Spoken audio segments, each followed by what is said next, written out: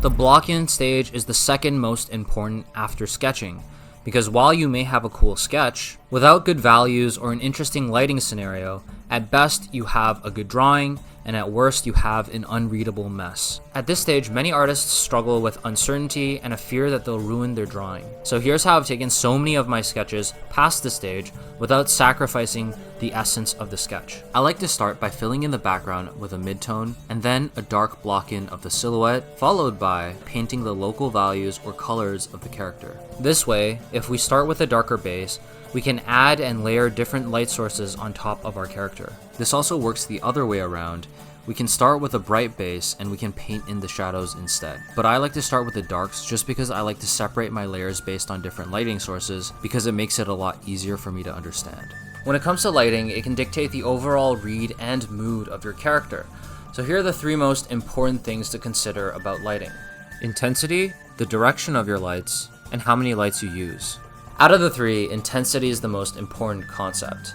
The more intense your light source, the more contrast and attention it will bring to the given area. And we use that contrast to tell the viewers where we want them to look first. Therefore, we want to prioritize our lights, creating this sort of hierarchy of lights based on their intensity. This will help us show the viewers, in order, where the juiciest parts of the piece are. For this reason, we also want to avoid having two or more intense sources of light, as it can create competing focal points, causing our image to feel a little visually overstimulating. For example, in the Vi piece, the most intense source of light is coming from the window, and it pushes her character out. But if I made the warm light behind her equally as intense, you'll see how the background area now competes for the same amount of attention.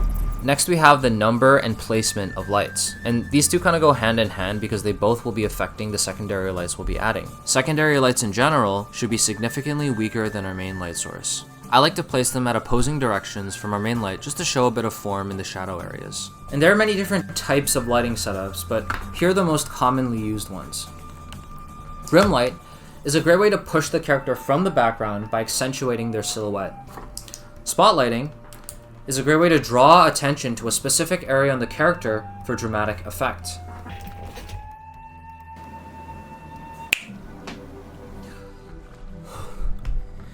Ambient light can give context to your character. Because it's a soft, diffuse environmental light, it can make your character feel like it's a part of its contextual environment.